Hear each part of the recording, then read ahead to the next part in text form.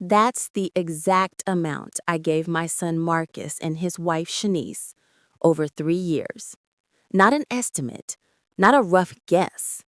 The exact number I calculated while sitting at my kitchen table at 3 a.m., unable to sleep, unable to stop my hands from shaking as I stared at 3 years of bank statements spread across the table like evidence at a crime scene.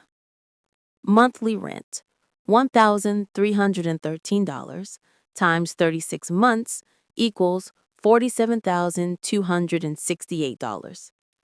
Furniture for their apartment, $15,400.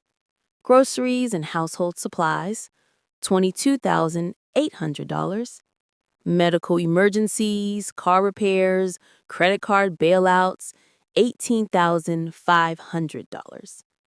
Birthday gifts, anniversary presents, just because money, $8,200.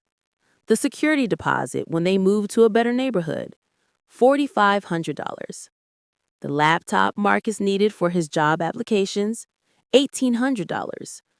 Shanice's dental work, $3,200. Her beauty salon visits that somehow became my responsibility, $2,180. The list went on and on, a monument to my own foolishness carved in dollar signs. But let me take you back to where this all fell apart. To the moment my world cracked open like an egg, spilling out 71 years of motherhood, sacrifice, and unconditional love onto the cold, hard floor of reality. It was a Tuesday morning in June. I remember because Tuesdays were my grocery shopping days, and I had just gotten back from buying ingredients to make Marcus his favorite peach cobbler. The same cobbler I'd been making for him since he was 6 years old. The one that always made him smile and say, "Mama, ain't nobody cook like you." That morning, I was planning to surprise him and Shanice with it when they came over for Sunday dinner. I was putting away the brown sugar when my phone rang. Marcus. My heart did that little flutter it always did when I saw his name. Even at 71 years old, even after everything, I was still that young mother holding her baby boy for the first time, promising him I would always be there, always protect him, always love him. "Hey, baby," I answered, already smiling. "I just got back from the store. I'm making your peach cobbler for—" "Mama, hold on," he interrupted. His voice sounded strange, distant. "Shanice wants to talk to you." Before I could respond, I heard rustling, and then Shanice's voice came through the line. But it wasn't the sweet, polite voice she usually used with me. This was different, harder, colder. "Hey, Mother Lorraine," she said, and I could hear something in her tone that made my stomach tighten. "We wanted to let you know we got married yesterday." Time stopped. I stood there in my kitchen, one hand gripping the phone, the other still holding the bag of brown sugar. The words echoed in my head but refused to make sense. Got married. Got married. Yesterday. "What?" I finally managed to whisper. "Yeah, we had a small ceremony," Shanice continued, her voice bright and casual, as if she were telling me about a trip to the grocery store. "It was really intimate, just special people, close family and friends." Special people. Those two words hit me like a physical blow. I actually stumbled backward, catching myself against the kitchen counter. The bag of brown sugar fell from my hand and burst open on the floor, sending a cascade of sweetness across the tiles. I watched it spread, unable to move, unable to stop my hands from shaking, as I stared at 3 years of bank statements spread across the table like evidence at a crime scene. "Mama, you there?" Marcus's voice came back on the line. I wanted to scream. I wanted to demand to know how they could do this, how they could exclude me from the most important day of my son's life, how the woman I had supported for 3 years, the woman whose rent I paid every single month, whose furniture I bought, whose refrigerator I filled, could look me in the eye through a phone call and tell me I wasn't special enough. But instead, all I could manage was, I I don't understand. It was just easier this way, Mama, Marcus said, and I could hear the rehearsed quality in his voice, like he'd practiced this explanation. Small and simple. We didn't want a big fuss. But I knew it was a lie. Even as he said it, even as Shanice made agreeable sounds in the background, I knew, because 3 weeks earlier, Shanice had asked me for $800. For the wedding dress, she said. Mother Lorraine, it's my dream dress, and Marcus wants me to have it. I transferred the money that same day. A wedding dress for a wedding I wasn't invited to. I hung up the phone without saying goodbye. My hands were trembling so badly I nearly dropped it. I stood there in my kitchen, in the house where I raised Marcus by myself after his father died, in the kitchen where I made countless meals for my son, where I sat with him during homework sessions and heartbreaks and celebrations. I stood there, surrounded by ingredients for a peach cobbler he would never eat. And I let the truth wash over me in waves. I wasn't special enough. 3 years of monthly rent payments, 3 years of, Mama, can you help us out just this once? 3 years of, we'll pay you back, I promise. 3 years of putting their needs before my own, of eating rice and beans for dinner so I could make sure they had steak, of wearing the same old coat through winter so Shanice could have the designer purse she wanted for Christmas. None of it had made me special enough to witness my only son get married. I walked slowly to my bedroom, each step feeling like I was moving through water. In the back of my closet, pushed behind my everyday clothes, hung the dress I'd bought from Marcus's wedding. Pale lavender, with delicate beading on the bodice. I'd spent $200 on it, more than I'd spent on a dress in 10 years. I'd imagined how I would look in the wedding photos, standing proud next to my handsome son and his beautiful bride. I pulled the dress out and laid it on my bed. The price tag was still attached. I'd been planning to remove it the day before the wedding. The wedding that had already happened.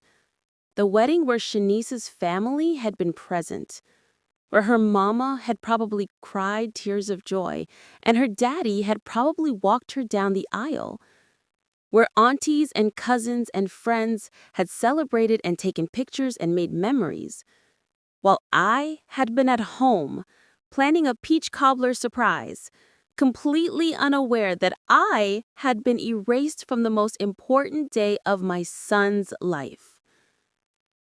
That's when I started to cry. Not pretty crying. Not the kind of crying you can hide or control. I cried from somewhere deep in my chest. Somewhere that had been holding on to 71 years of strength, of being the one everyone could count on, of sacrificing and giving and loving without limit. I cried for every time I'd gone without so Marcus could have. I cried for every bill I'd paid when they called in panic. I cried for every time Shanice had called me Mother Lorraine with that sweet voice while planning behind my back to exclude me from their wedding. I cried until I had no tears left. And then I lay on my bed, staring at that lavender dress, and felt something shift inside me. It wasn't just sadness anymore. It was anger. Cold, hard anger that settled into my bones and made everything clear. They had used me. For 3 years, they had treated me like an ATM with feelings. My money was special enough. My bank account was special enough. My willingness to sacrifice was special enough. But me? Lorraine Washington? The woman who had given birth to Marcus, who had raised him alone, who had worked double shifts as a nurse for 30 years to give him everything he needed? I wasn't special enough to watch him get married. I got up from the bed and walked to my computer. My hands had stopped shaking. The tears had dried on my face. I logged into Facebook, something I rarely did, and went straight to Shanice's page. And there they were. The photos I wasn't supposed to see. Shanice in her white wedding dress, the $800 dress I had paid for, smiling radiantly at the camera. Marcus in a sharp navy suit I'd never seen before, looking happier than I'd seen him in years. Shanice's mother in a beautiful coral dress, holding her daughter's hands. Shanice's father with his arm around Marcus's shoulders.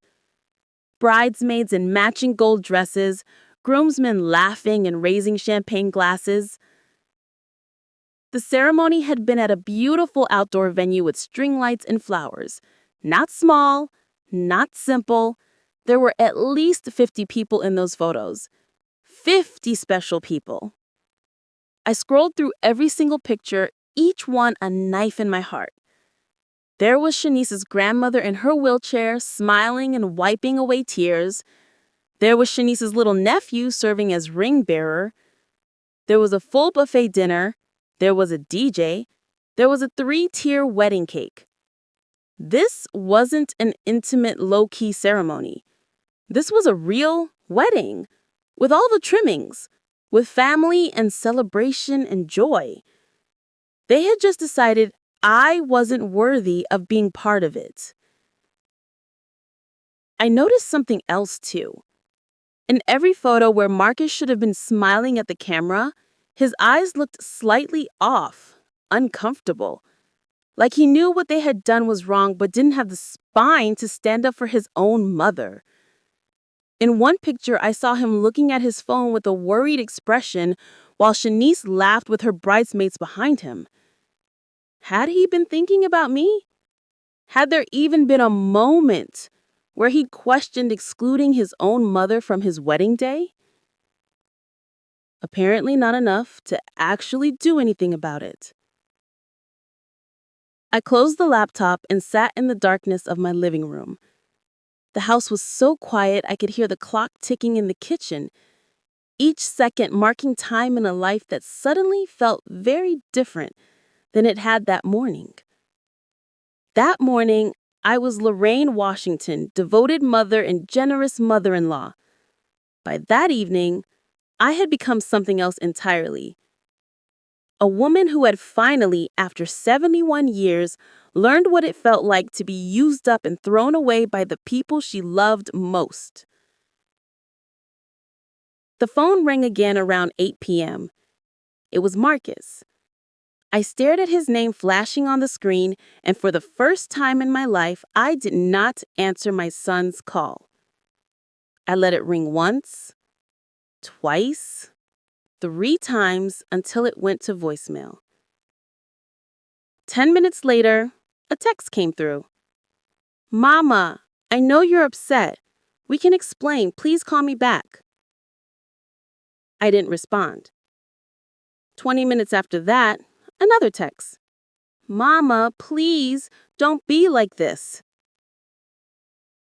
Don't be like this. As if my hurt feelings were an inconvenience to them. As if I was being unreasonable for being devastated that they had cut me out of one of the most important moments of their lives. Let me take you back to where it all started. 3 years ago, on a warm September evening, when Marcus brought Shanice to my house for the first time. "Mama, this is Shanice," he said, his face glowing with that kind of love that makes a mother's heart both swell with joy and tighten with fear. She's the one. Shanice was beautiful, tall and graceful, with smooth dark skin and a smile that could light up a room. She wore a simple sundress and had her hair pulled back in a neat bun. She looked me right in the eye when we shook hands and said, "Mother Lorraine, I've heard so much about you. Marcus says you're the strongest woman he knows. How could I not love her right away? We had dinner that night. Fried chicken, collard greens, mac and cheese, cornbread, all of Marcus's favorites. Shanice complimented everything, asked for recipes, told stories about her own family. She seemed perfect, kind, respectful, genuine. Your mama raised you right, I told Marcus as I walked them to the door that night. He hugged me tight and whispered, "She's special, Mama. I'm going to marry her someday." I went to bed that night thanking God that my son had found someone who seemed worthy of him. The first request came 2 months later. Marcus called me on a Monday morning, his voice tight with stress. "Mama, I hate to ask, but we're in a bind. The landlord raised our rent and we're $300 short this month. Just this once, could you help us out? I'll pay you back on Friday when I get paid." $300. It seemed like nothing for my son's peace of mind. I transferred the money that afternoon. Friday came and went. No repayment. But I didn't mention it. He was my son. Family helps family. The next month, another call. "Mama, Shanice's car broke down. The repair was $450 and we don't have it. Can you loan us until next month?" I sent the money. Then it was the security deposit for a new apartment in a better neighborhood. "Just $1,500, Mama. We'll pay you back in installments." Then Shanice needed dental work. Her insurance doesn't cover it and she's in so much pain. $800, Mama, please. Then Marcus lost his job and needed help with groceries while he looked for another one. "Just for a few weeks, Mama, maybe $200 a week." Those few weeks turned into 3 months. Each time they promised to pay me back. Each time I told myself it was temporary. Each time I said yes, because that's what mothers do. We sacrifice, we give, we support our children even when they're grown because that love doesn't stop just because they turn 18. But somewhere along the way, the requests changed. They weren't emergencies anymore.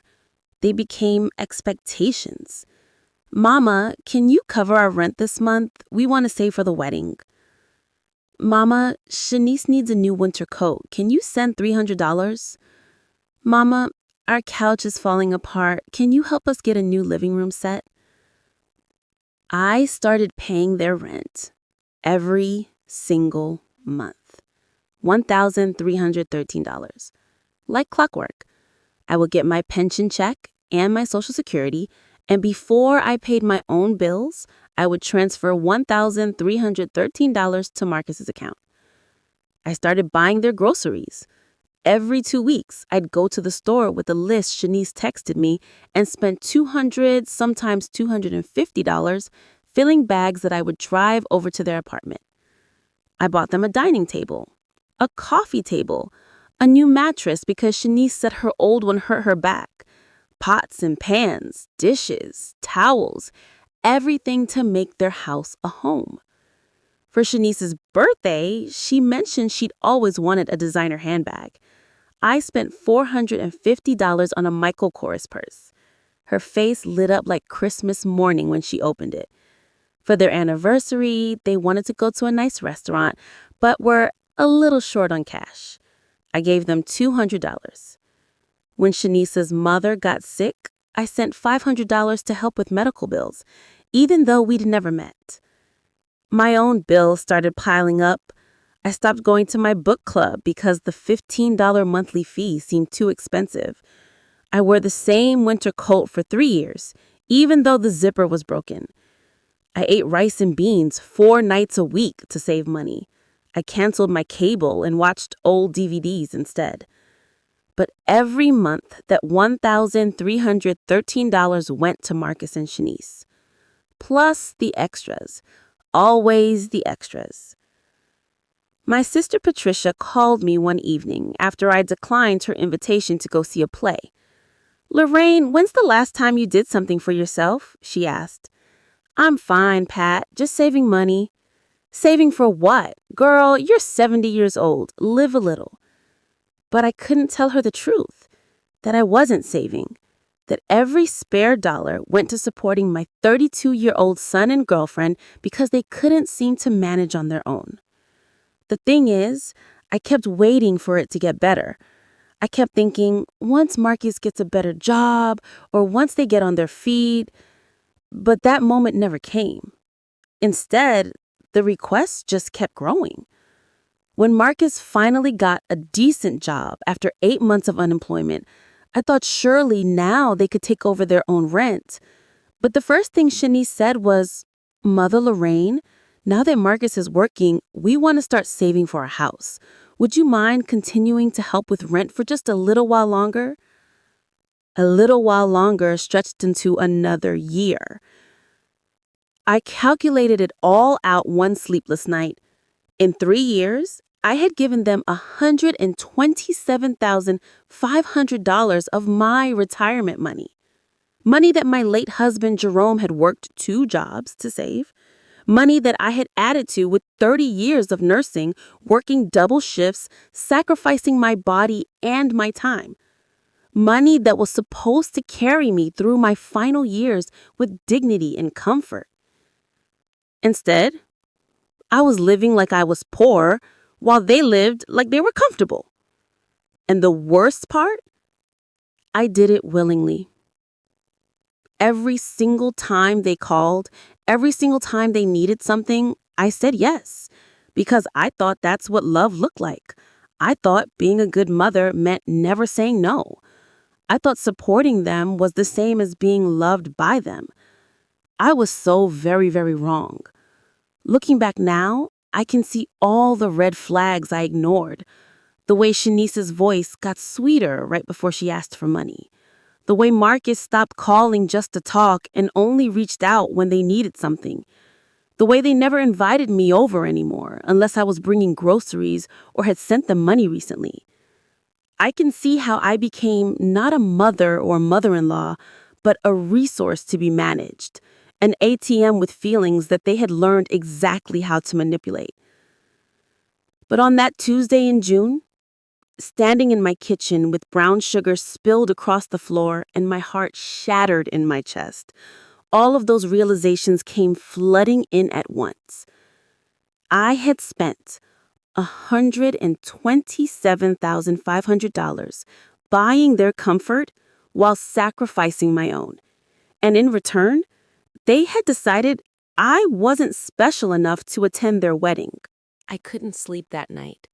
Every time I closed my eyes, I saw those Facebook photos. Shanice in her white dress, Marcus in his navy suit, all those special people celebrating while I sat at home, completely unaware that I had been deliberately excluded from my own son's wedding. At 6 a.m., I gave up trying to sleep and made coffee. My hands were steadier now, but something inside me had fundamentally changed. The woman who had woken up yesterday morning was gone. In her place was someone colder, clearer, angrier. I opened my laptop again and went back to Shanice's Facebook page. In the cruel light of morning, the photos looked even worse. I forced myself to examine each one carefully to really see what they had done. There was Shanice's mother, Helen, in a beautiful coral dress with matching shoes and a fancy hat. I'd met Helen exactly twice, both times briefly when she dropped something off at Marcus and Shanice's apartment while I was there. She'd been polite but distant, the kind of distant that made it clear she didn't think I was good enough for her daughter's circle. Yet there she was at the wedding, front and center, crying tears of joy as she watched her daughter get married. There was Shanice's father, Robert, walking her down the aisle in a shark gray suit. His chest was puffed out with pride, his smile so wide I could see it even through the phone screen. I'd never even spoken to Robert, but apparently he was special enough. There were Shanice's 2 sisters, Monique and Keisha, in matching gold bridesmaids' dresses. Shanice had told me about them, how close they were, how they talked every day. I'd never been invited to meet them, but They were at the wedding, of course. Special people. There was Shanice's grandmother in a wheelchair, wiping tears with a lace handkerchief. Her aunties and uncles, her cousins, her childhood friends, her sorority sisters, her coworkers. The venue wasn't some simple courthouse or backyard ceremony. It was the Rosewood Gardens Event Center, a place I knew because my friend Gladys had attended a wedding there last year and couldn't stop talking about how elegant it was. She'd mentioned it cost at least $8,000 just to rent the space. There were string lights woven through the trees, white roses and hydrangeas in tall crystal vases, Chiavari chairs with white cushions, a sweetheart table decorated with candles and flowers, a three-tiered wedding cake with intricate piping and fresh flowers cascading down the side. This wasn't a small, intimate ceremony. This was a full wedding with at least 75 guests. I counted heads in the group photos. 75 special people. I zoomed in on one photo of the buffet table. Carved roast beef, grilled salmon, pasta stations, vegetable displays, rolls, and butter. This wasn't potluck or casual. This was catered, and catered well. The DJ had a full setup with lights and speakers. There was a dance floor where guests were clearly having the time of their lives. In one photo, Shanice and Marcus were in the middle of their first dance, surrounded by guests holding up their phones to record the moment. Every single detail screamed money and planning. This wedding had been in the works for months. Months during which they had looked me in the eye, taken my money, and never once mentioned that they were planning this elaborate celebration that I would not be part of. I found the wedding photographer's tag on one of the photos and clicked through to their page. The photographer had posted a whole album, The Shanice and Marcus Wedding, June 15th. 43 professional photos documenting every moment of a day I should have been part of. There was Shanice getting ready with her bridesmaids, all of them in matching robes with their names embroidered on the back. There was Marcus and his groomsmen taking shots before the ceremony, laughing and clapping each other on the back. There was the ceremony itself, Shanice walking down the aisle on her father's arm. There was their first kiss as husband and wife, the cake cutting, the bouquet toss, the garter removal, the sparkler exit at the end of the night. A complete wedding. A beautiful wedding. A wedding that cost tens of thousands of dollars. And I wasn't in a single photograph.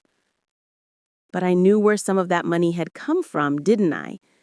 The $800 for Shanice's dress. The $1,500 they'd asked for last month for moving expenses, even though they hadn't moved. The $600 3 months ago for Marcus's job training program. The $2,000 in February for car repairs. How much of my money had actually paid for this wedding? How many of those white roses had I unknowingly purchased? How many plates of carved roast beef? How many minutes of that DJ's time? I went back to my bedroom and opened my closet. The lavender dress hung there, mocking me with its pristine, unworn perfection. I'd bought it at Macy's on sale, but $200 was still $200. I'd tried it on 3 times at home, each time imagining how I would look standing next to Marcus in the wedding photos, how proud I would feel, how happy. Next to the dress were the silver shoes I'd bought to match, $45, and the new shapewear that cost $30 because I wanted to look my best, and the pearl necklace I'd splurged on, $85, because I wanted to wear something elegant for my son's wedding day. $365 spent preparing for a wedding invitation that never existed. My phone buzzed, a text from Marcus. "Mama, please answer your phone. We need to talk." I stared at the message. We need to talk. Not, "I'm sorry." Not, "I made a terrible mistake." Not, "I should have included you." Just, "We need to talk." As if I was the one who had done something wrong by being hurt. Another text came through, this time from Shanice. "Mother Lorraine, Marcus is really upset. Can you please call him back? We love you." We love you. 3 words that should mean something, but now felt completely hollow. If they loved me, I would have been at that wedding. If they loved me, they wouldn't have taken $127,650 from me while planning to exclude me from the most important day of their lives. If they loved me, Marcus would have stood up to Shanice and insisted his mother be there. But he hadn't. He'd gone along with it. He'd smiled in those photos. He danced at that reception. He cut that cake and toasted with champagne and celebrated with 75 special people, while his own mother sat at home completely unaware. I looked at the photos one more time. In one picture, I noticed Marcus's face more carefully. He was standing with his groomsmen, and while they were all laughing at something, Marcus's smile didn't quite reach his eyes. His jaw was tight. His shoulders were tense. Did he feel guilty? Even a little bit? Not enough to change anything, apparently. 7 days. That's how long it took for them to realize that cutting me out of their wedding might have consequences. 7 days of silence from my end. 7 days of ignored calls and deleted text messages. 7 days of me sitting in my house, staring at bank statements and crying until I had no tears left. 7 days of my sister Patricia calling every evening to check on me because she could hear something broken in my voice, even though I wouldn't tell her what happened. On day 8, my phone rang at 2:30 in the afternoon. Shanice's Neil flashed on the screen. I almost didn't answer. My finger hovered over the decline button, but something made me pick up. Maybe I wanted to hear what excuse she would give. Maybe I wanted to hear her try to explain the unexplainable. Maybe I just needed to hear her voice so I could confirm that the cold anger inside me was justified. Mother Lorraine? Her voice was different. Not the confident, cheerful tone she usually used. This voice was shaky, desperate, almost pleading. Yes? My own voice sounded flat even to my ears. Mother Lorraine, we need to talk to you about something urgent. She paused, and I could hear her breathing. It's the rent. The landlord called today. We're late. He's saying if we don't pay by Friday, he's gonna start eviction proceedings. Silence. I didn't say a word. Mother Lorraine, did you hear me? The rent is due. It's $1,313, and we don't have it. We thought, you usually transfer it by the 1st of the month, and it's the 8th now, and I know what day it is, I said quietly. Oh, okay. Well, can you send it today? The landlord is really serious this time. He said he's tired of us being late and... Late? I interrupted. How can you be late when I've paid your rent on time for the past 3 years? Another pause.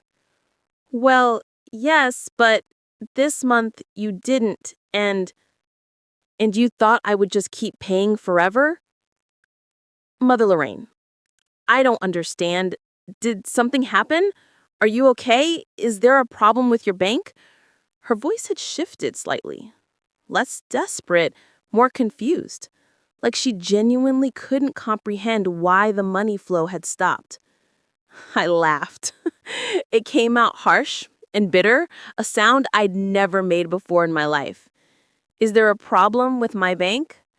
No, Shanice, my bank is fine, but I do have a question for you. Okay. How was the wedding? Dead silence. Mother Lorraine, how was the venue? Was it beautiful? Did the flowers look nice? Was the food good? Did everyone have a wonderful time celebrating you and Marcus? Mother Lorraine, please let me explain. Did the dress I paid for look nice on you? The $800 dress? Did you feel beautiful in it? Yes, but... And your mama, she was there, right? Looking so proud in her coral dress. And your daddy walked you down the aisle? And your sisters and your grandmother and all 75 of your special people got to witness you marrying my son. Mother Lorraine! Her voice was breaking now. Tell me something, Shanice. When exactly were you planning to mention to me that you got married?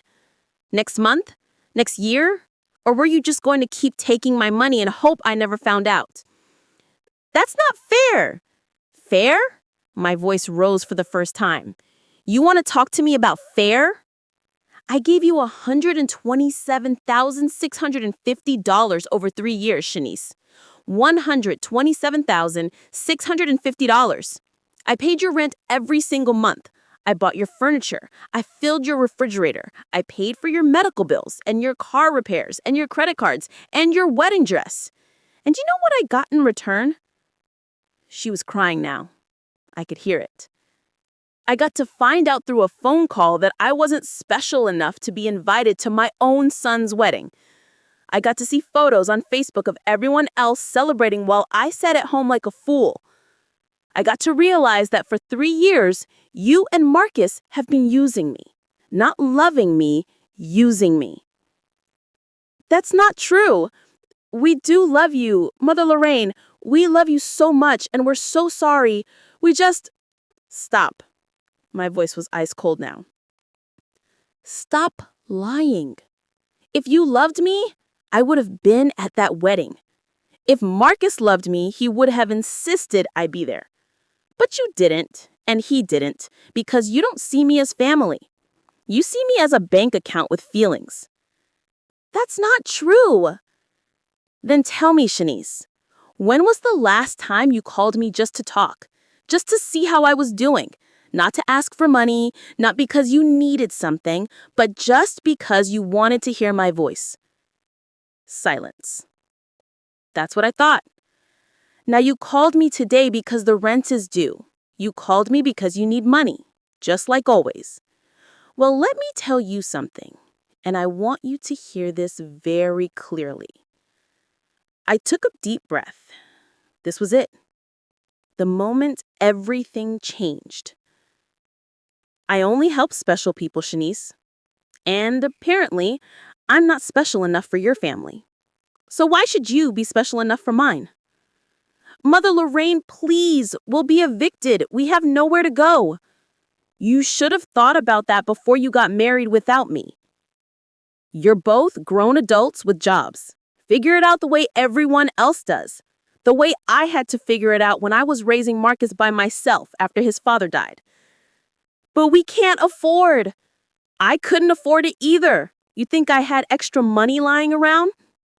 I worked double shifts for years. I wore the same clothes until they fell apart. I eat leftovers and canned soup. I sacrificed everything for my son. And I did it without anyone paying my bills for me. You and Marcus are in your 30s. It's time you learn to take care of yourselves. Please, she was sobbing now. Please don't do this. We made a mistake. We're sorry. We'll make it up to you. I promise. Just please, please help us this one time. This one time? I laughed again, that same bitter sound. This one time would be number 37, Shanice. I've counted. 37 times you've asked for just this once help. But this time, the answer is no. The answer is no to the rent, no to the groceries, no to the emergencies, no to everything. You wanted to get married without me? Fine. You can live your married life without me too. Mother Lorraine! Don't call me again unless you're ready to apologize. Really apologize. Not because you need money, but because you're genuinely sorry for what you did. And either way, the money stops now, today. Do you understand? But where will we go? What will we do? I don't know, Shanice. And for the first time in 3 years, that's not my problem to solve. I hung up the phone. My hands were shaking, but not from fear or sadness. From something else. Something that felt almost like power. Like taking back control of my own life after 3 years of letting them steer it. The phone rang immediately. Marcus this time. I declined the call. A text came through. Mama, what is Shanice talking about? You're cutting us off? We need to talk about this. I typed back one sentence. You got married without your mother. Now you can live without her too. Then I blocked both of their numbers. For 3 days after I blocked their numbers, I felt something I hadn't felt in years. Peace. Real peace. I woke up without immediately checking my phone to see if Marcus or Shanice had sent some new emergency that required my money. I drank my coffee slowly, looking out at my garden without my stomach being tied in knots about which bill I'd have to skip this month to help them. I called my sister Patricia and told her everything, every detail. The wedding, the exclusion, the $127,650, the phone call about the rent, my decision to cut them off. "Good Lord, Lorraine," she said when I finished. "I knew something was wrong, but I had no idea it was this bad.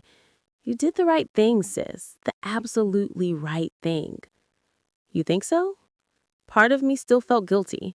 That's what they do to you when they've manipulated you for years.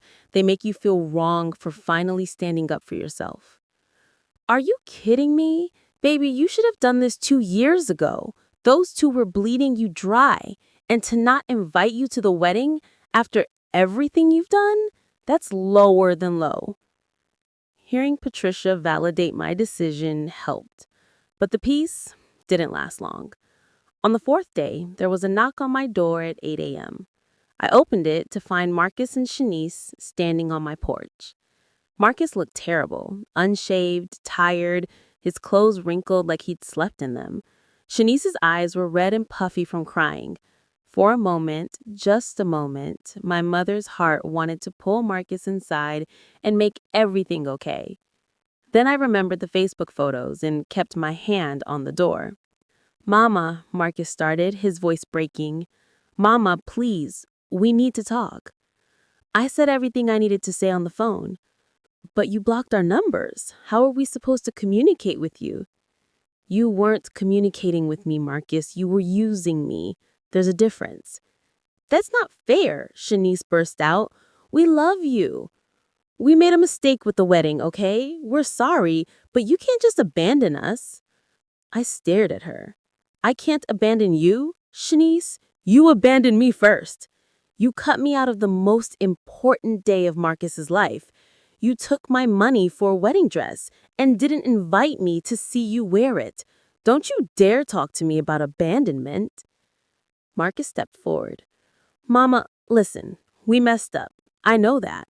I should have stood up for you. I should have insisted you be there. But Shanice's family wanted. I don't care what Shanice's family wanted. I'm your family, Marcus. I'm your mother, the woman who raised you alone after your father died, the woman who worked herself to the bone to give you everything you needed. And when it came time to choose between me and Shanice's wishes, you chose her. You chose wrong." "I'm his wife now," Shanice said, lifting her chin. "He's supposed to choose me." "Not over his mother, he's not. Not like this.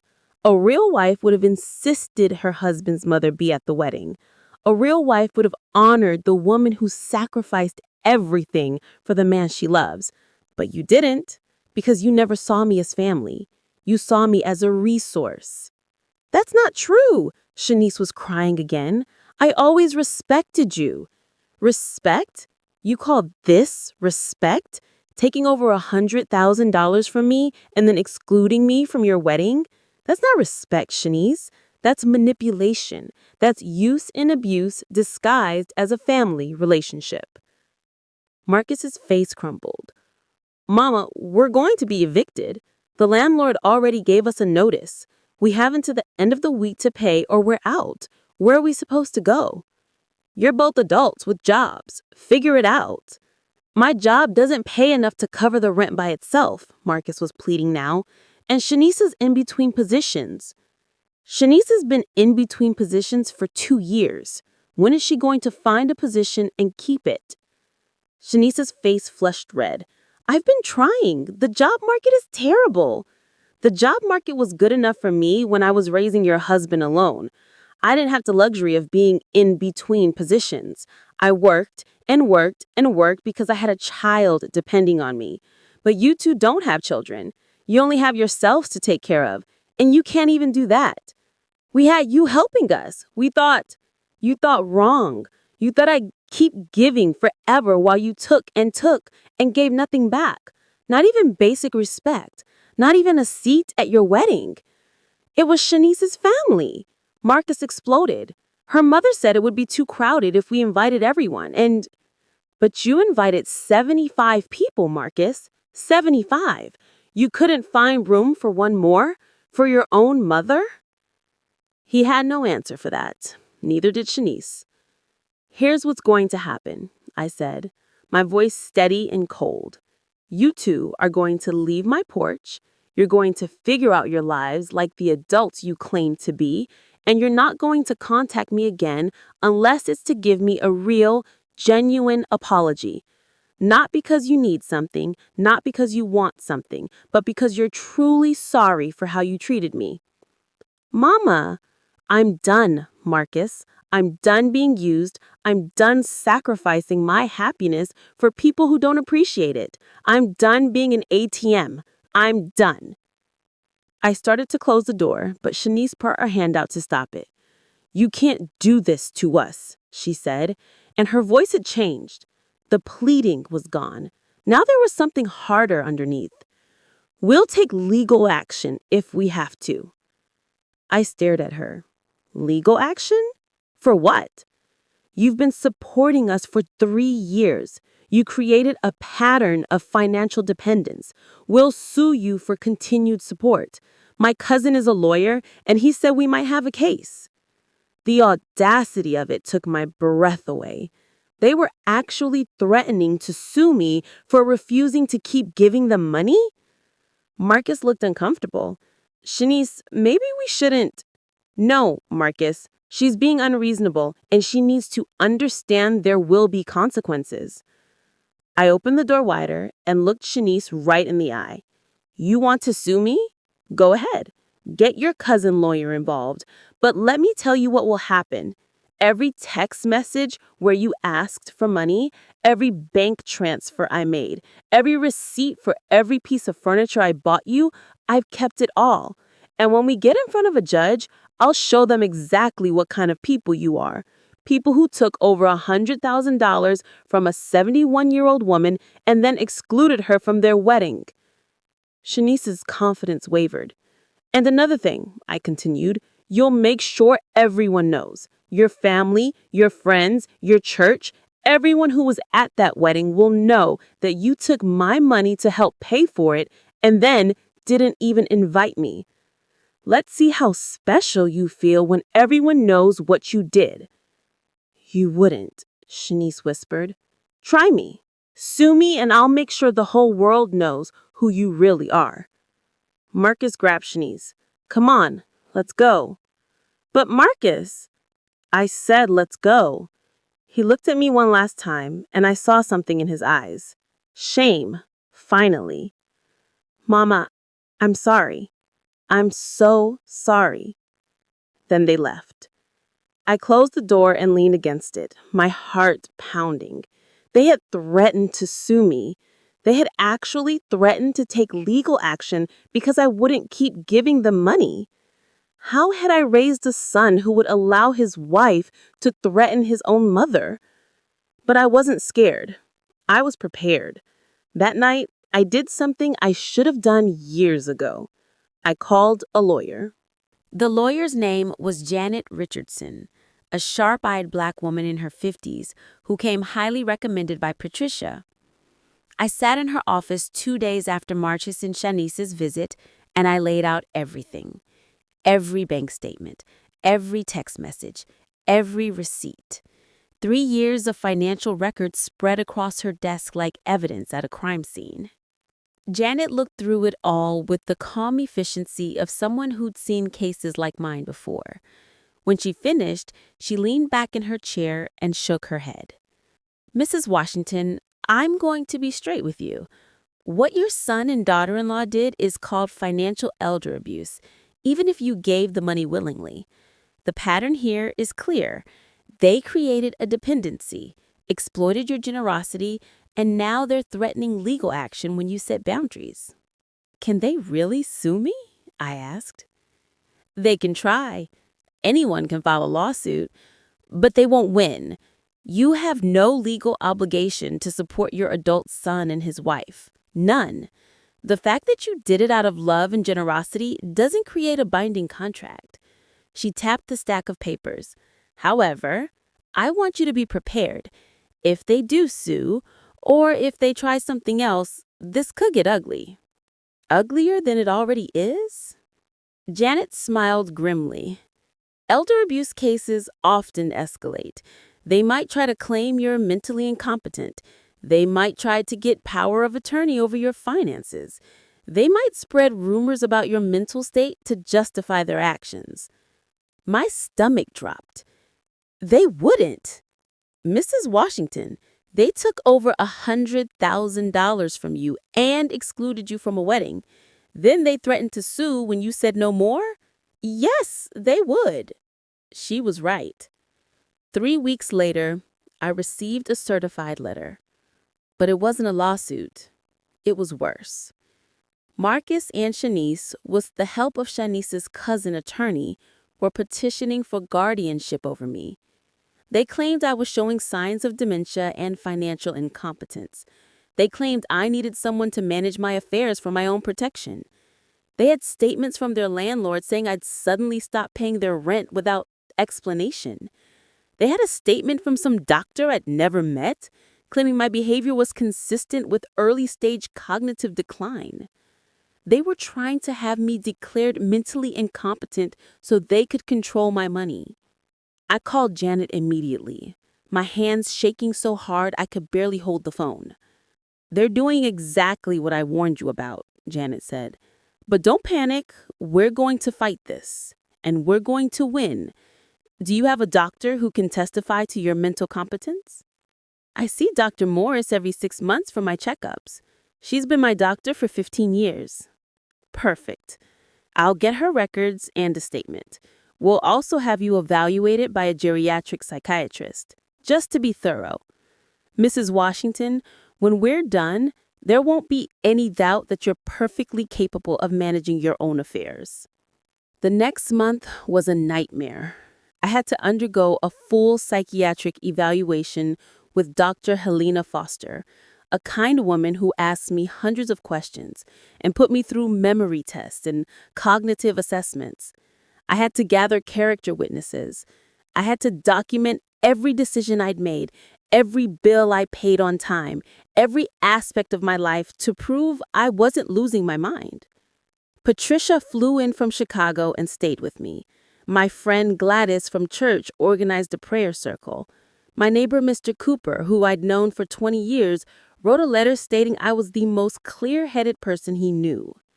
But the hardest part was facing the truth of what Marcus had become. My son, the boy I'd raised, the child I'd sacrificed everything for, was trying to have me declared incompetent so he could keep taking my money. The court hearing was set for a gray Tuesday in October. I wore my best navy suit, the one I'd bought for Jerome's funeral 15 years ago and hadn't worn since. Janet met me at the courthouse steps. She said, "Remember, stay calm, answer the questions clearly, don't let them rattle you. The judge is Evelyn Harris, and she's fair, but she doesn't tolerate nonsense."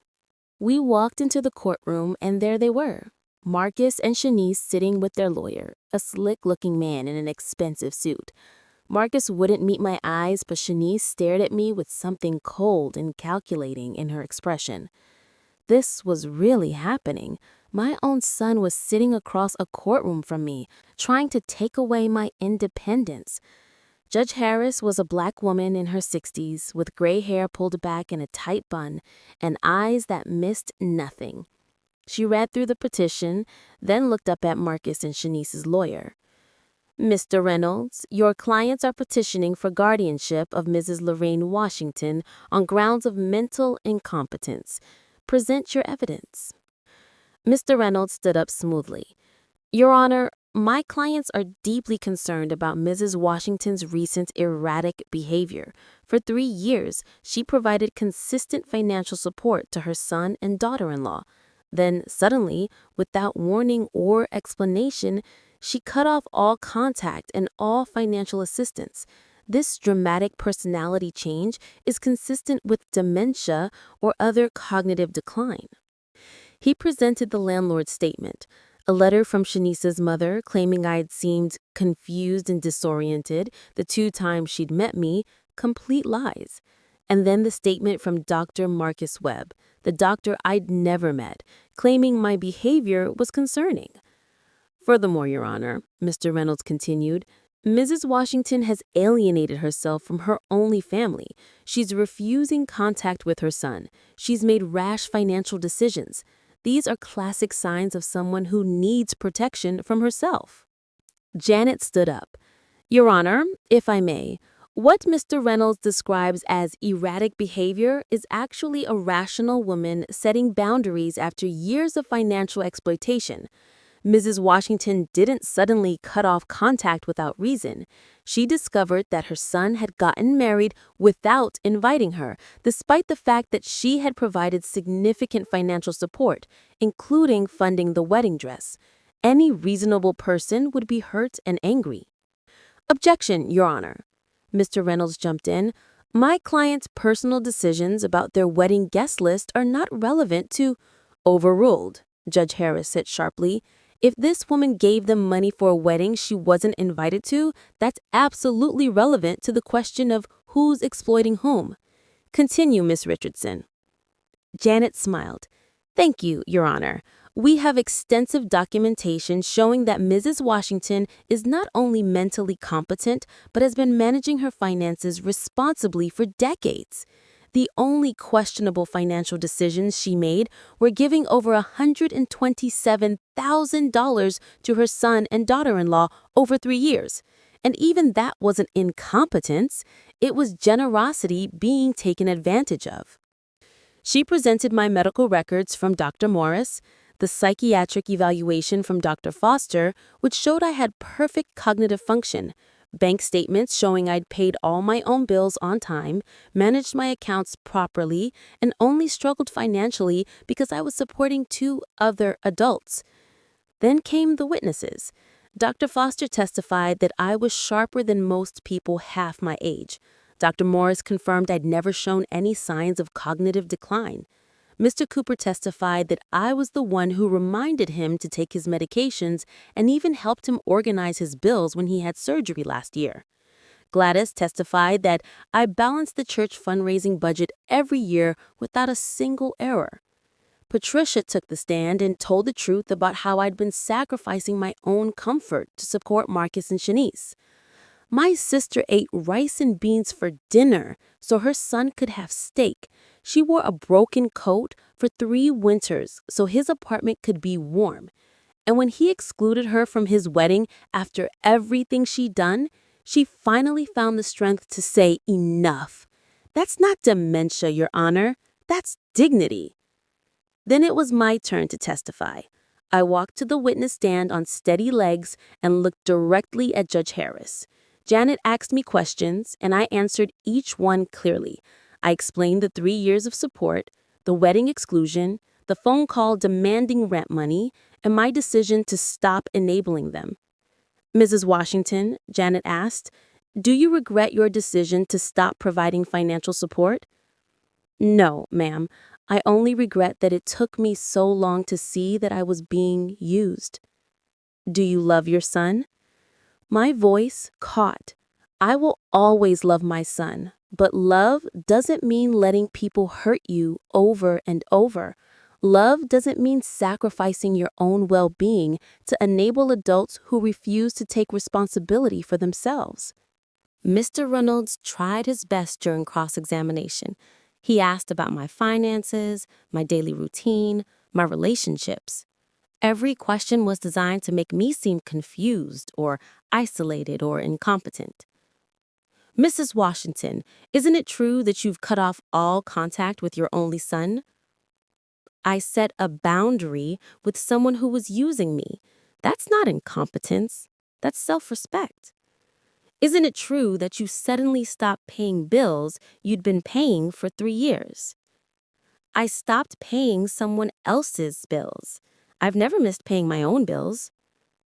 Don't you think it's cruel to leave your son and daughter-in-law facing homelessness? I think it's cruel for a 32-year-old man and his wife to take over $100,000 from a 71-year-old woman and then exclude her from their wedding. Judge Harris watched everything with those sharp eyes.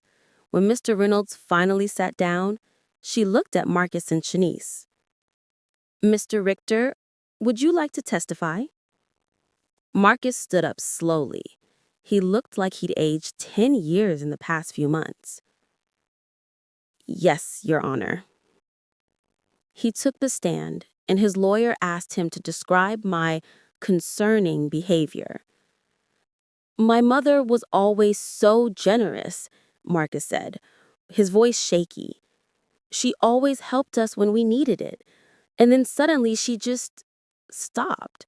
She won't answer our calls. She blocked our numbers. She won't talk to us at all. It's like she became a different person overnight. And you believe this is due to mental decline? Mr. Reynolds prompted. Marcus hesitated. For a long moment, he just sat there, staring at his hands. Then he looked up at me, and I saw tears in his eyes. No, he whispered. Excuse me? Mr. Reynolds looked shocked. No, Marcus said louder. That's not why she stopped. She stopped because... His voice broke. She stopped because we hurt her. We excluded her from our wedding after everything she did for us. And when she finally stood up for herself, we threatened to sue her. This whole thing was Shanice's idea, the guardianship petition, and I went along with it because I was scared of losing the money. But my mama's not crazy. She's not incompetent. She's just done being used by us. The courtroom went silent. Shanice grabbed Marcus's arm, hissing something I couldn't hear, but he shook her off. I'm so sorry, Mama. I'm so sorry for all of it. Judge Harris leaned forward and, Mr. Richter, are you withdrawing your support for this petition? Yes, Your Honor. My mother is perfectly fine. We're the ones who are wrong. Mr. Reynolds tried to salvage the situation, but it was over. Gave away over $100,000 to adults who should have been supporting themselves. She looked at Marcus and Shanice with cold disapproval. What I see here is not a case of elder incompetence. I see a case of elder financial abuse. I see two adults who exploited a generous woman's love for years and then tried to legally control her when she finally set boundaries. This petition is denied. Mrs. Washington retains full control of her finances and her life. Furthermore, I'm ordering that the petitioners pay all court costs and Mrs. Washington's legal fees. She banged her gavel. We're adjourned. I sat there, letting it sink in. I had won. My freedom, my independence, my dignity. Janet squeezed my shoulder. Congratulations, Mrs. Washington. You're free. Outside the courthouse, Patricia hugged me tight. I'm so proud of you, sis. So proud. I saw Marcus standing by his car, alone. Shanice was nowhere in sight. He looked at me, opened his mouth like he wanted to say something, then just got in his car and drove away. That was the last time I saw my son. The months that followed were the strangest of my life. Strange because for the first time in 3 years, my money was my own. Strange because my phone didn't ring with desperate requests. Strange because I could wake up each morning and think about what I wanted to do, not what Marcus and Shanice needed from me. I started small. I bought myself a new winter coat, a beautiful burgundy one with a real wool lining. I went to the salon and got my hair done professionally for the first time in years. I joined Patricia when she invited me to that play I'd turned down before, and I didn't feel guilty about the $45 ticket. Then I started thinking bigger. I'd always wanted to travel, but never had the money or time. Now I had both. I booked a trip to New Orleans with Gladys and two other ladies from church. We ate beignets and listened to jazz and walked through the French Quarter laughing like teenagers. I felt alive in a way I hadn't felt in years. When I got back, I sold my house. It was too big for just me, and it held too many memories of sacrificing for a son who didn't appreciate it. I bought a beautiful two-bedroom apartment downtown with a balcony overlooking the park. I decorated it exactly how I wanted. Bold colors and comfortable furniture and art on the walls. I volunteered at the senior center, helping other elderly people avoid financial abuse from their families. I shared my story, and I couldn't believe how many others had similar experiences. We formed a support group, and I met women who became closer to me than Marcus had been in years. One of them, Dorothy, became my best friend. She was 73, sharp as a tack, and had her own story of a daughter who drained her savings. We went to museums together, took cooking classes, traveled to Charleston and Savannah. We lived. I heard through Patricia that Marcus and Shanice had moved to a smaller apartment, that Shanice had finally gotten a job, that they were struggling but managing. Part of me hoped the struggle would teach them what my generosity never could, the value of hard work and independence. Did I miss Marcus? Every single day. He was still my son. But I'd learned something important. You can love someone and still protect yourself from them. You can miss someone and still know that having them in your life was hurting you. On my 72nd birthday, I stood on my balcony watching the sunset paint the sky pink and orange. I thought about the woman I'd been a year ago. Scared, used, believing she had to buy love from her own family. That woman was gone. In her place stood someone who'd learned that the most important person to love and protect was herself. Someone who discovered that freedom and dignity were worth more than any relationship built on manipulation. Someone who'd finally, after 72 years, learned to live for herself. My name is Lorraine Washington. I'm 72 years old, and I finally understand that you can't pour from an empty cup, and you shouldn't have to buy love from your own family. If you've ever felt used by people you loved, if you've ever sacrificed everything only to be treated like nothing, I want you to know, it's never too late to choose yourself. It's never too late to say enough. It's never too late to reclaim your life. What would you do in my situation? Have you ever had to cut off family members who were using you? I'd love to hear your story in the comments below. And if this story touched you, please like this video and subscribe to my channel for more real-life stories about strength, survival, and choosing yourself. Until next time, remember, you are special, you deserve respect, and you never have to pay for love.